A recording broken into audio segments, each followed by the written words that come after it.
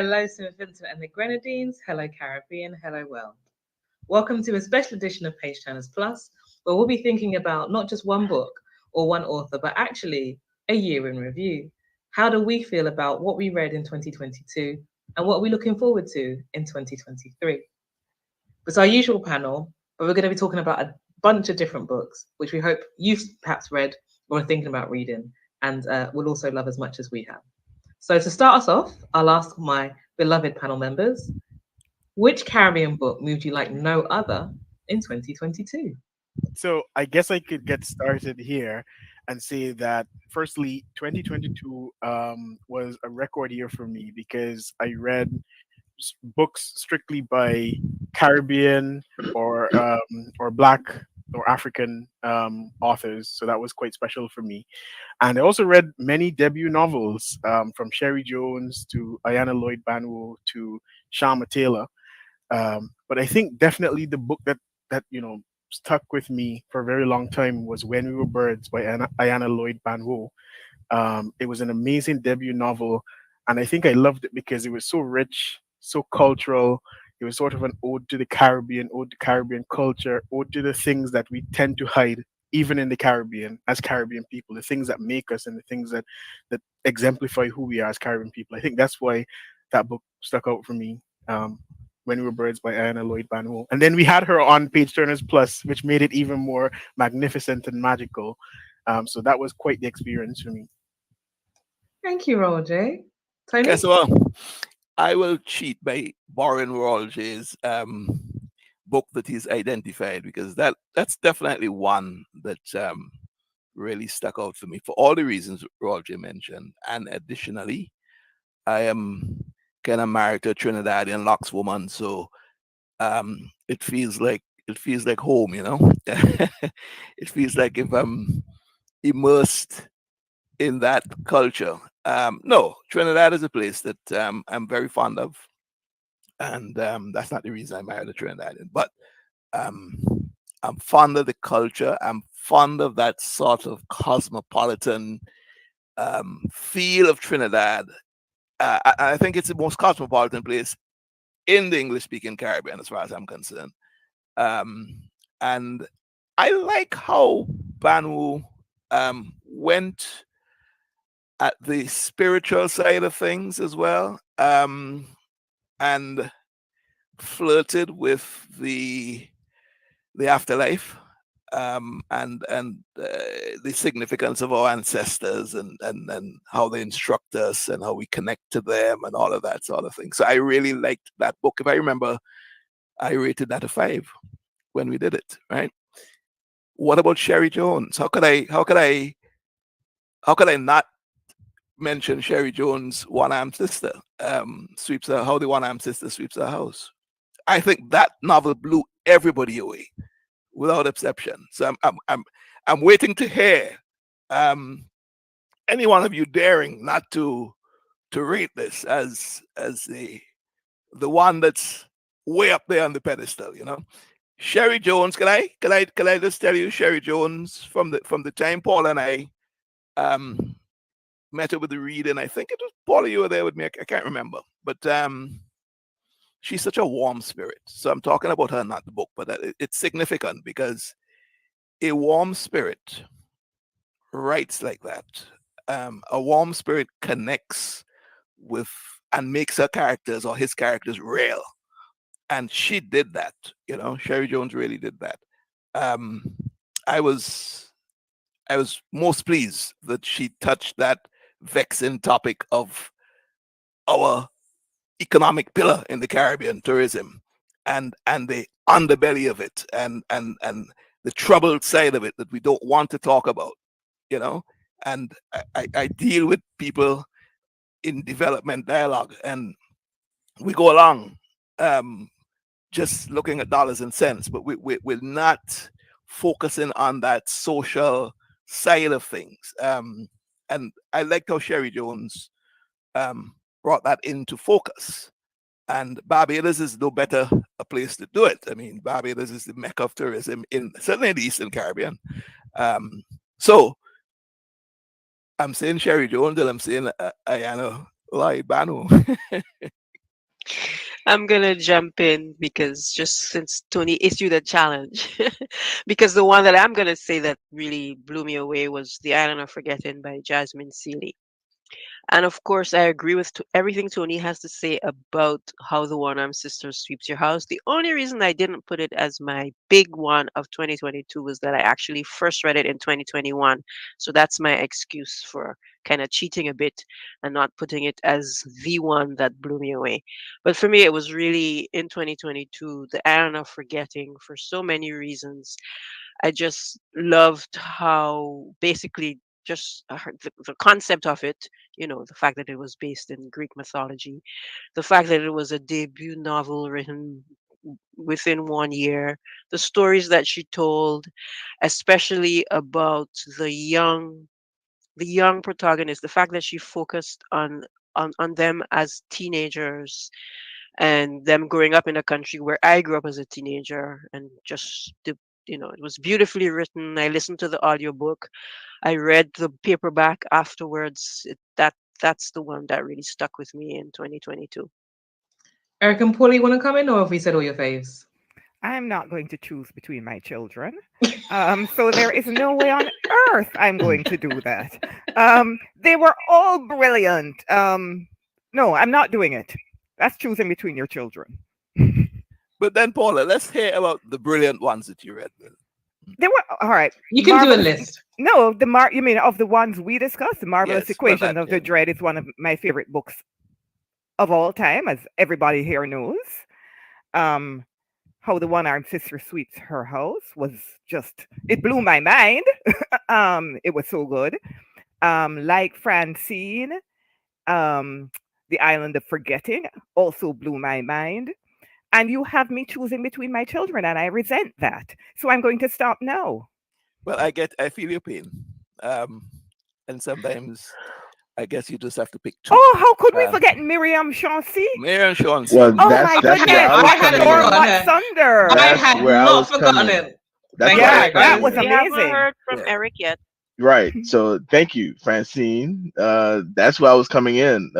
Since it seems like we're relegating this part of the discussion to the books that we reviewed and we read together. Definitely Miriam Chauncey's book was the one that moved me the most. And that's the question. Moved me because that book, oh my goodness, it ripped at my heart. It was so well told, and so I mean the multivocal quality of that text. And we've read other books that feature different perspectives. But that that book was absolutely my favorite one that we reviewed last year. And I love that it was set in Haiti. Last year was basically my whole year of reading Haitian authors and reading Haitian works. Wow. Okay. I think you said all of my top three. I think. If I'm honest, I do have a number one, and it would be Sherry Jones, How the One-Armed Sister Sweeps Her House. It was the one that blew me off my feet, knocked me down, pulled me up. I actually listened to it before I read it. And that for me set a new standard in Caribbean audiobooks. So many times you get like an American author, no diss to African Americans, but doing a semi-dodgy accent or worse, right? And Sherry Jones's time that she spent with the narrator of her audiobook was evident because that person did a wonderful Bajan accent. I thought a very believable British accent, and then male and female, young and old. I was like, this is a real treat as an audiobook. I know that some readers are really snotty about, did you read it or did you listen to it? But I came round to audiobooks in the pandemic when I couldn't get to a bookshop and buy a physical book or couldn't get a delivery. And Sherry Jones' audiobook was one of the best I've ever heard. A Since wonderful we're novel. talking about audiobooks, let me talk about Marlon James's what's it called again? Moonwitch. What's it Spider called? King. Moonwitch Spider King. Moonwitch Spider King. No, that is an amazing. The audio of that is absolutely amazing. That woman deserves some kind of award for reading that book. It's just tremendous. That's how I feel about the Sherry Jones, and I think they're starting to do that, right? More kind of awards for narrations of audios, but because it's a completely different experience. The first audiobook I read was actually not a Caribbean novel. It was The Beekeeper of Aleppo, and I can't remember the author's name off the top of my head. And it was narrated by an actor that you'd know the face, but you might not recognize the name. A British guy, Asian heritage, called Art Malik. And I read it. I listened to it in the day. I sat down in the morning at 10 o'clock, and I did not move until like 9 o'clock that night. It was the holidays. The day of work. I was transfixed. I was like, it was wonderful. And it set me on my path with audiobooks. And I was like, wow, this is a whole different experience. And when an audiobook is done well, I think it's the way that stories are supposed to be told, right? Because books are just storytelling. It's just a story like any other. A film is a story, a theatre production is a story, a book is another kind of story. But for me, I love the tradition of stories being told in a circle to a group, like the conte traditionally that you hear. And a good audiobook reminds me a little bit of that experience, I think. My problem with audiobooks is, and I'm one of those snotty people, guess what? Audiobooks remind me of how I was put to sleep when I was young. You know, I got read to go to sleep, and it has that effect on me. I don't get very far. I start listening, and I'm off. I'm gone. So I have to find your secret. Jogging to audiobooks is my happy place. I used to jog, put my earphones in, put my audiobook in, and there were times I'd be on the treadmill like and I'm like, oh, pay attention because the story's like catching you. But anyway, so yeah, I think there are ways to do it, but you have to. It's a difficult one because obviously you can also not pay attention if you like get too much into your cooking or something. You're kind of paying attention to the cooking rather than the audiobook. You have to find kind of the right thing that you can listen to enough and do something repetitive enough. For me, it was jogging, and audiobooks was a wonderful. I knit or crochet. That's the only way I can listen to an audiobook. Otherwise, forget it. I get distracted. But since we're on the topic of Caribbean audiobooks, I have to send a shout out for Leonie Ross narrating This One Sky Day, because that was amazing as well. And that's how I got through that book, actually. And that's how you right. But that's exactly. Think of it. But the only reason we didn't mention that is because that was not something. Did we read that in 2021? No, that was we read it the year before. But we can sneak it in because we interviewed her in January. And that was an amazing audiobook. And that was our first interview, January. So big up to Leonie Ross. She'll always be our very first Page Turners author. Who set us on our path. So thank you, Leonie Ross. In terms of very young writers, and I know that's not in your question script, but in terms of very young writers, I liked the Dominican Republic lady. Clap When You Land. Elizabeth Escobedo. Yep. Yeah, I found that book to be soothing, calming, with all its poetry and its youthful appeal, and the way she told a story through those sort of innocent eyes, if you want, and senses.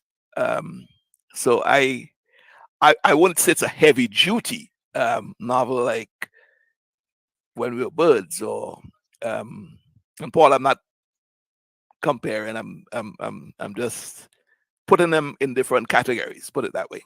I wouldn't say it's heavy duty, but for books like that was a good read for us, I think, and I think we enjoyed the review that we had, certainly. No, I also enjoyed it, but I'm going to come on to the next other books that we like. So we've all got a special favorite, except Paula, who's trying to be politically correct. Fine. Also, we want to say thank you to all of us books that we read last year. Like all of our authors, we love Caribbean writing, and we're delighted that we got to meet so many of the people that we loved reading. No two ways about it. But what about outside the region or other Caribbean writers on top of the top three? What are the other books that you read last year that you think definitely have to give that one a shout out and recommend? So you've already said Leonie Ross. I think I would also say, actually, you know what? Let me pose a question to somebody else. I don't have to answer this question. Okay, I'll tackle this. There's three, right? Okay. I had a student of mine, former student, who suggested that I read Junot Díaz's The Brief Wondrous Life of Oscar Wilde. And I had read his other works. I wish I would have read this one first, but I still loved it. It moved me, made me laugh. I love Junot Díaz's style. He's about my age, so his language, even though he mixes in Spanish and English, and an American side of his work is set in New Jersey, still the language that he uses, the characters, they remind me of myself and my friends growing up. So The Brief Wondrous Life of Oscar Wilde is probably his best work, and I would definitely recommend that. Um, a couple of other works, and this is difficult. Um, Edwidge Danticat's Brother, I'm Dying, which is nonfiction. That work is special. I keep thinking about the themes that she brought through that story.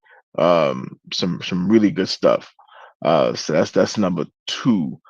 Um, Number three is difficult because I read some really good stuff by writers across the spectrum. But let me shout out a debut, and I can't remember. Let me see when she wrote this. She wrote this in 2019, and she is a Jamaican Canadian or Jamaican Canadian writer, Zalika Reed Banta, Frying Plantain. That book is, for me, is excellent, and it opens up in Jamaica, but most of the story, the vast majority of the stories, because they're a collection of short stories, are in Toronto. And coming of age story. I mean, it really really good. So I highly recommend that book to our viewers to see that the other side, where you have a second gen Canadian Jamaican, and how she's navigating life as a teenager in Toronto, and in the relationship she has with her mother and her grandmother especially. I'll come in here because two of my three books were recommended by Eric. I read them because he because he said they were so good, and they were very good. Swing Time by Zadie Smith. I'm a big Zadie Smith fan, but I had not read Swing Time, and I'm very glad that Eric recommended because it was brilliant. Um, just to go off on a little tangent, because the name of the novel is Swing Time, it made me go back to Toni Morrison's jazz. And then, of course, because I'm reading Toni Morrison's jazz, I also have to read the other two books in the trilogy, which, well, Beloved is one, but I did not reread Beloved because Beloved freaked me out when I first read it as a very young woman, and I don't think I've ever recovered. And the other in that trilogy is A Mercy. Um, so Jazz was a reread for me. I had never read A Mercy, and Beloved I'm too scared to read. But those are not my three books. The second one was another recommendation by Eric, Adriana in All My Dreams by René Depest, which again was brilliant. It's a very short novel. I think everybody should read that book. It's an early Haitian novel. Well, early in the modern sense. Early in modern canon. Is And it then, written early or is it set in early times? oh yes, that's probably it. It's set in early times. I don't think it's written all that early. I think it came out in the 50s, I think. Yeah. The Best is like a classic Haitian Yeah, it writer, is a right? classic. Yeah, Yeah. it's a brilliant novel. I think everybody should read that novel. And then the third one is The Air You Breathe by completely coming out of the region, not so far, Brazil. She's a Brazilian author. She's not African descended, which is unusual for me. Mostly I read books by people of African descent. Her name is Frances de Pontes Peebles, um, and it's a fictionalized account, very, very loosely based on the life of Carmen Miranda. It is a brilliant, brilliant novel. Highly recommend it. I guess I could jump in here for my three books, and strangely enough, the first one I came across when I was living in Scotland, and it was recommended to me by a fellow student at my university, who is black and from Manchester, and it's called "The Louder I Will Sing" by Lee Lawrence. and it is a story of how his mother, Cherry Gross, a Jamaican migrant who came across in the Windrush as part of the Windrush travel or Windrush migration experience, and she was shot at her home in a case of mistaken identity by the British police, and she ended up being paralyzed, and she died maybe 30 years later. But a coroner's inquest ruled that it was because of the gunshot or the bullet that was stuck in her spine that eventually caused her death. And it follows the story of how Lee Lawrence and his siblings grew up in Brixton. It speaks about the Brixton riots and how hard life was there for not only Black people, but specifically West Indian migrants. It speaks about the inequalities in the education system. It was just so rich. And I related to it in some ways because living in the UK at the time and living in a place that was so isolated from the difficulties that Black people faced in the UK. I was living a sort of microcosm that was just unrealistic. I felt that that helped me to relate more to what a lot of other people face in the sort of concentrated areas of London, Liverpool, Manchester, Birmingham, Leeds, for example. So that book really it was beautifully written by Lee Lawrence. I think it won the Costa Nonfiction Award the year it was published. It was poetic. It was beautiful, beautiful writing. The second book, which I read later in 2022, was Things I've Withheld by Kai Miller.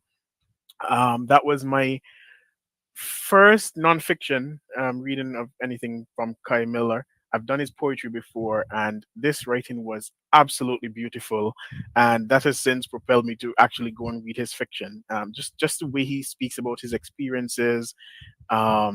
He talks about traveling as a Black man, the underbelly of tourism. He covers so many topics within that book of essays that I absolutely gave it 5 stars and loved it. And the third book, which is one of the final books that I read for 2022, I sort of just read it on a whim, was The Dreaming by Andre Bagu, who's from Trinidad. And that's part of the reason why I bought it, because I was just at the bookstore and I saw it and I got it. And it's a collection of short stories, only 156 pages, and they're sort of connected short stories that focus on the lives of gay men in Trinidad and Tobago. And I found it was very bold. It was well written. He's a beautiful writer, much better writer in my opinion than he's a poet. But that's just my opinion. And it was just so potent, so rich, full of literary devices that carried the stories well. I would recommend it for reading. So those are my 3 books. Thank you. I'm aware that we are just chatterboxes and we're just going to keep going. So I'm going to give my 3 very quickly because I do think I have 3 books I have to pick up. Francine's like, no, I want to pick up mine. Francine, go first. I was just reminding you that we haven't all done it. That's all. But okay, sorry. So my first one is by a Trinidadian writer, Lisa Allen Agostini, The Bread the Devil Need, which I absolutely adored because, well, it's set in Trinidad where I went to university and I love Trinidad, and because it's told completely in Trinidadian language, Trinidadian Standard English or Trinidadian Creole. And so when reading it, I felt like I was hanging out with one of my Trini friends who was telling me her story. And it's a very tough story about domestic abuse told from the point of view of the victim. It's told in the first person, but it's just a really wonderful story that highlights domestic abuse, but also different societal issues in Trinidad. So that's one of my favorite reads last year. My other 2 are from African American writers, both women. One is The Love Songs of W.E.B. Du Bois by Honoré, I don't remember her full name, Honoré Jeffers. Fanon Jeffers. Honoré Fanon Jeffers, which was a huge commitment. It's over 800 pages long and took me a few months to read, but it's this beautiful story. It switches back and forth between historical fiction, back set in like the 1700s, in Georgia, and it basically traces the history of what happened with the Native Americans who were living there and how they were moved out and then moved on to slavery. So it switches between this history and a modern day protagonist coming of age, and it goes through how coming of age in her family, it addresses white supremacy, racism, colorism, family dynamics. It's intergenerational. It's just absolutely fantastic. And the third one is The Vanishing Half by Britt Bennett, which talks about passing and is the story of twin girls who were, well, we're all familiar with the one drop rule in the US. So they physically appeared white, but what they were black. And it's basically talks about their history. One of them decides to pass and the other one doesn't. And then we get both of their stories and how that turned out for both families. Really excellent, beautiful writing. So that's it for me. Love that book. Love it. Yeah. I'm loving these recommendations. For sure, I'm on a Zadie Smith binge at the moment, and I did White Teeth, which I think I'll read every year for the next 5 years. It is such a brilliant written book, and that led me on to the one Eric recommended to Paula, and I think recommended to the group, Swing Time, which, again, Zadie Smith, and I'm not going to talk about the books, I'm going to talk about Zadie Smith. Zadie Smith writes and uses a multiplicity of characters. I mean, I've never come across an author that puts more characters in a book and is able to take the reader on the narrative journey of every one of those characters in almost equal depth. I mean, it's serious skill, and she weaves a whole story together, as much as 20 characters. I'm counting in the one that I'm reading now on well, maybe not 20, but I'm reading now the Zadie Smith on beauty, right? So I am binging, right? And I'm so intrigued by the way she does that. She's a very skillful writer. And so I'm going to leave that. I'm just going to zoom out on Zadie Smith, conscious of time as well. So that's where I'm at with books that we haven't really reviewed. But we've read them, and other people might also enjoy them, because we can't review all the books in the world, but we can shout them out and I have some other books to mention. I'm gonna do mine, because I really want to tell me my books. I have 3 that blew my mind last year. One of them was by a non-African descent person, as we're calling them now, Ruth Ozeki, A Tale for the Time Being. This book, like, oh my God, like how did your brain come up with this? How did you come up with these characters? It moves between an older lady, well, not older lady, but like a mature woman in Canada and a teenager in Japan. And you'll hear it. Oh, I don't want to spoil it for you, but it's a wonderful, magical piece of writing that I kind of came across randomly, and I thought, oh, that sounds kind of interesting. One of the best books I read last year, easily, and also just powerfully moving, beautiful. To see the 2 of them living their own separate lives, and the way they connect is wonderful. I'm not doing a good description. Google it. It's wonderful. Second book would be a Caribbean author, also not African descent. Kerry Young, Pow. It's not a new book, but I only read it last year and blew me away. Wonderful writing about a Chinese migrant in Kingston in the 1930s or so, and his kind of journey as he gets older and marries and has children, and his life, but also as he comes of age, so does the country Jamaica. And it's such an intricately woven story of the 2 of them, both him as a person and Jamaica as a country. Just brilliant. And the third one is a bit more of a local one to me personally. Open Water by Caleb Zuma Nelson. So there's a famous Black British book that I famously don't get along with. There was a lot of hype around it, and I thought it was the most anti-Black piece of Black writing I'd read in my whole life. I'll not name names. Suffice to say, one of my very good friends knew I was extremely disappointed by the hype around this particular novel. and gave me this book as like an antidote. Like maybe this is the Black British book you need. And read it like in a long weekend in Portugal, because that's the life I be living sometimes. And it was just, it's brilliant. A lovely love story. I know some people actually don't like it as much as me, but it's very much set locally to me. Like the street outside here, like it's streets that they walk along. Like it's train stops that I get along. It's like places that they name. It's the area I grew up in. So it's very personal to me, but it's also a great story about love and pain, and but happy and sad and music, and it's just great. And I recommend that one. So as much as we're a fan of Caribbean literature, I think a lot of us read Black literature more generally, if it's African American, Black British, or African. And a few of us are big fans of contemporary African literature. So panel, is there any particular novel that you think is your sort of contemporary African fiction novel of 2022 you'd like to tell our viewers about? I didn't read one that was published last year. I read some that were published previously. So I finally got around to reading My Sister the Serial Killer last year, and that was published in 2018. I actually love that. Yes, so did I. That was probably my favorite. Coming in second would be my husband's only wife. By what's her name? Peace Adizia, I think. This is the Ugandan novel. No, it's set in Ghana. Peace Azul. His only wife.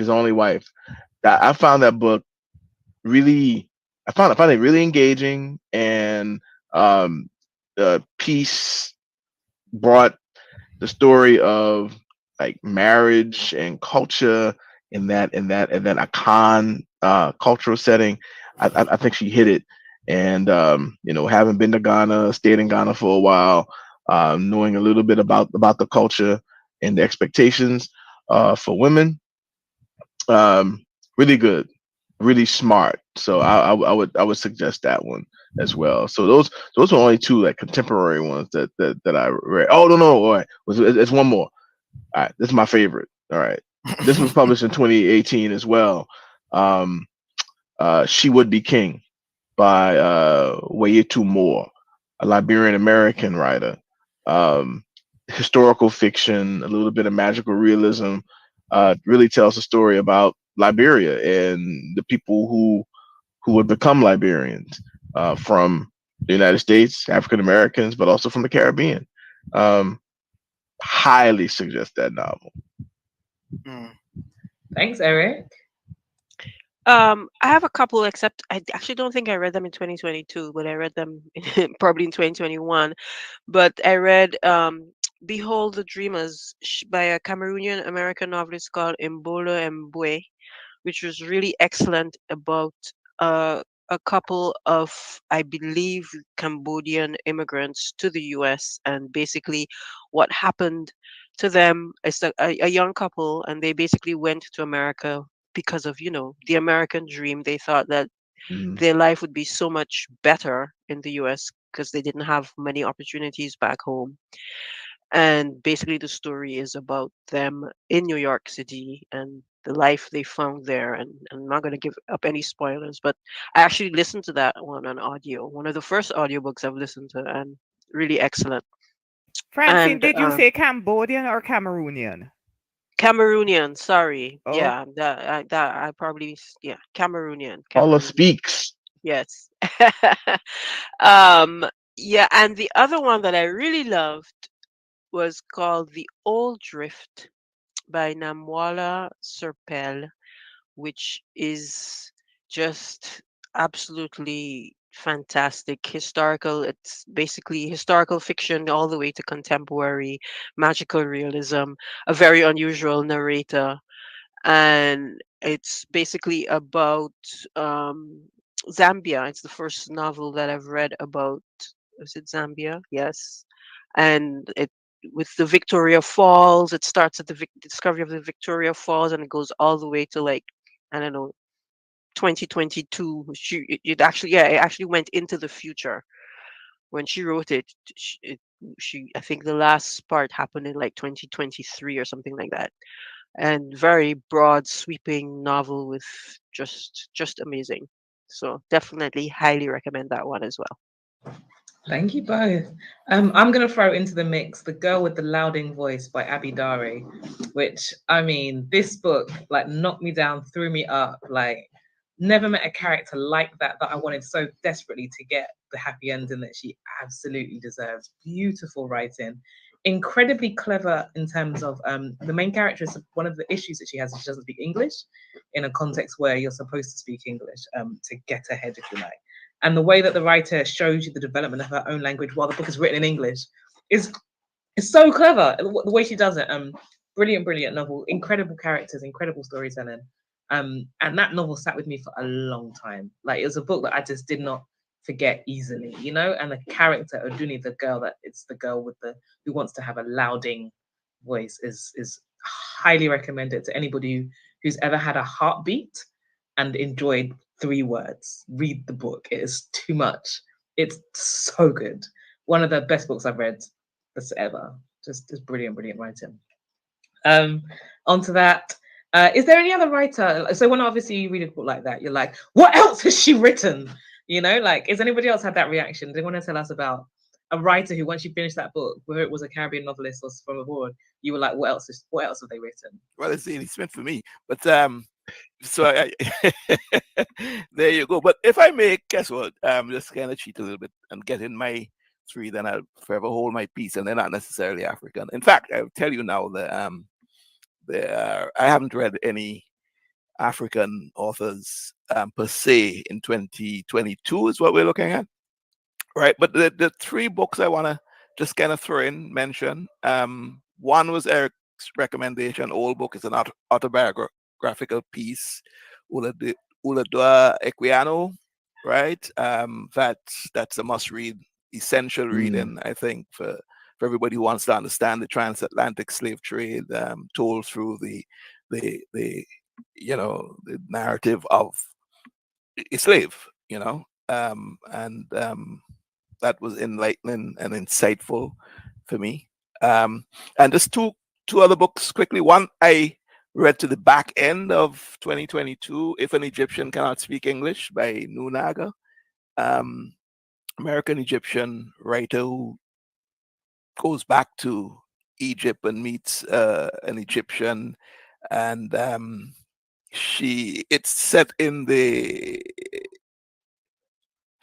Arab Spring, the immediate, you know, post-Arab Spring, and the disappointment that the Egyptians felt with what has changed after all that, you know, Mubarak, getting rid of Mubarak. And but what I liked about it, it's very arty. It's bohemian at times. It's, you know, in the characters, that is, and it's a dark love story.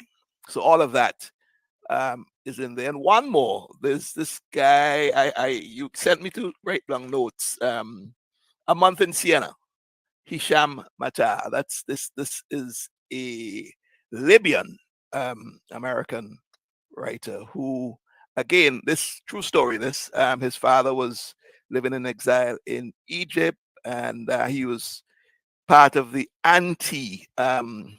was the Gaddafi movement, part of the anti-Gaddafi movement. But he was captured, brought back to where's Gaddafi again? Brought back to Libya, and just vanished. You know, just like dissolving salt.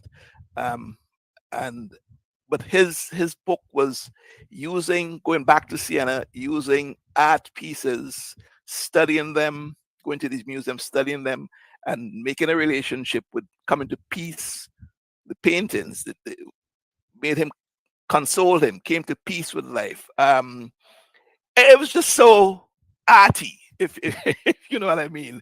And so those are my 3 that come to mind. Thank you. I'm going to move our conversation on because I realize that time is not our friend. We get started talking about books and suddenly there's no time left. So I'm going to ask 2 more questions. And I'm going to pick them very selfishly based on what I want to know. Is there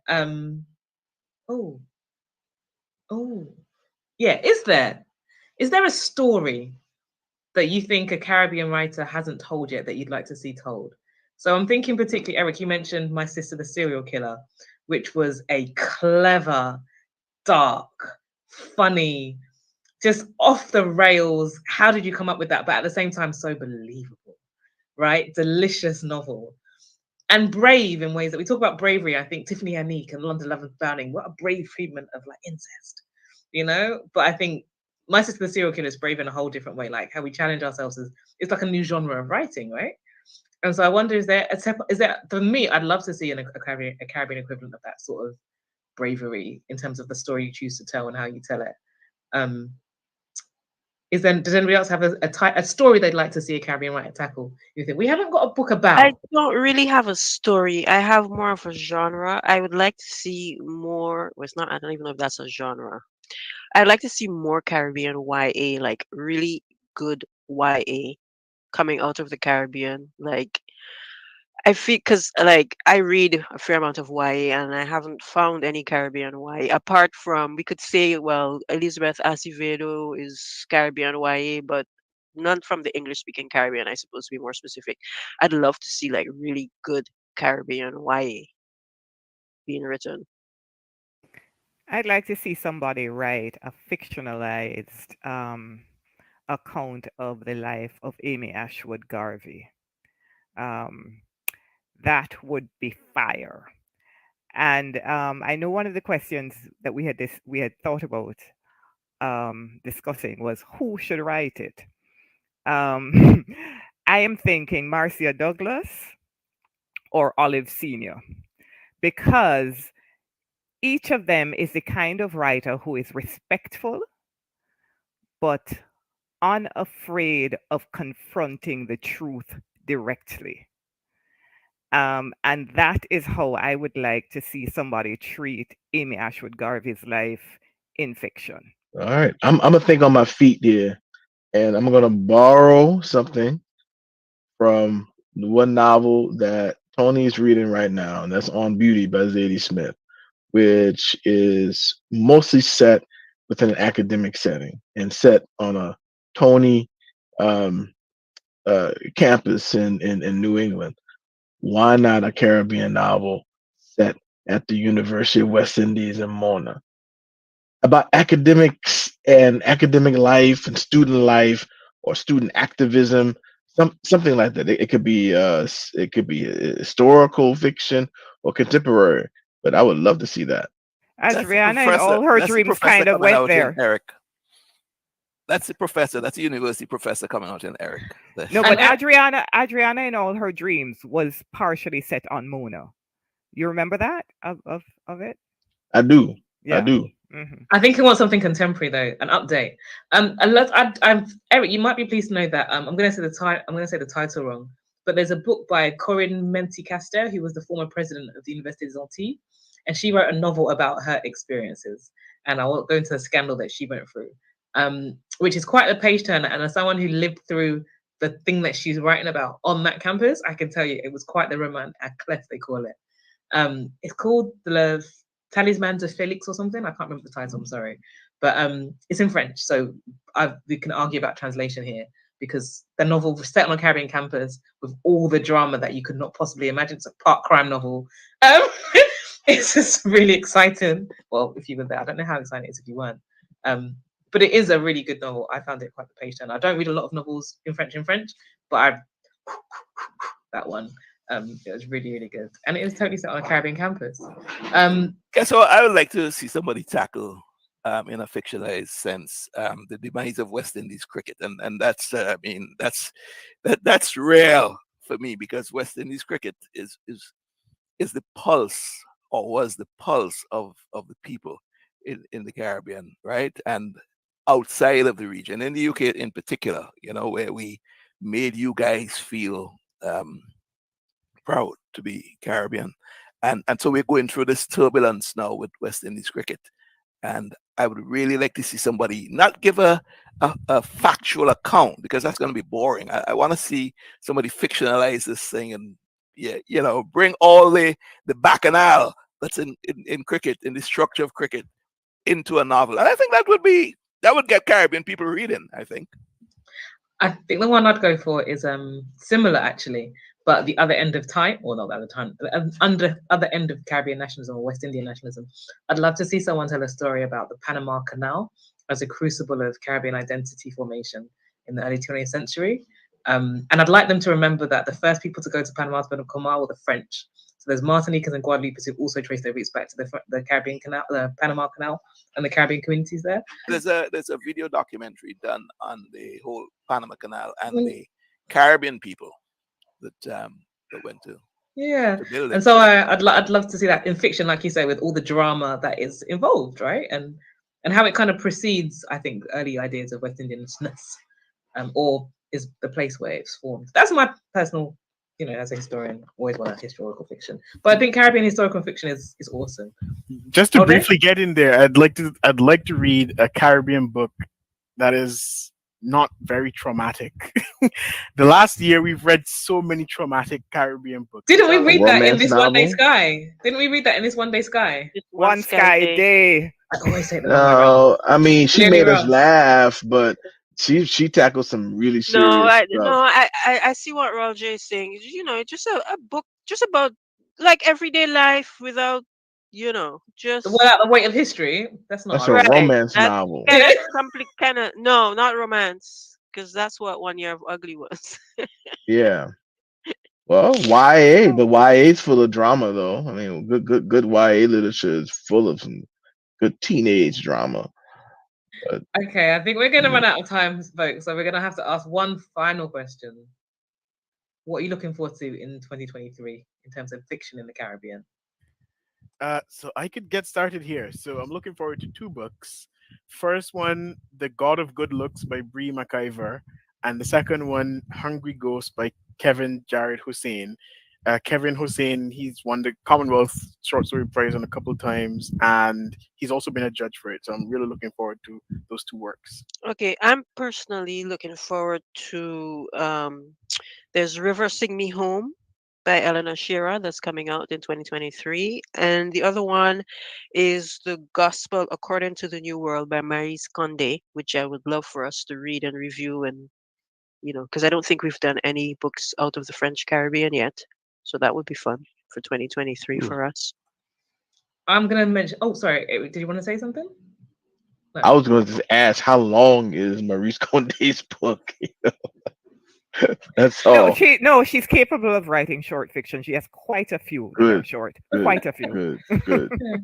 I think the book I'm looking forward to is the next debut novel that's going to blow me off my feet like Jasmine Seeley's book did, because that book was like too accomplished for a debut novel. It wasn't normal, and reminder of how brilliant Caribbean writing is, and how we are world class. And I love that we have a show where we just talk about it and really revel in our wonderfulness. I think, folks, that's us. Thank you very much for watching. We have been Page Turners Plus. This has been our 2022 roundup and our things we're looking forward to in 2023. Look out for us. We're on YouTube. We're on TV and St. Vincent and the Grenadines. And good night.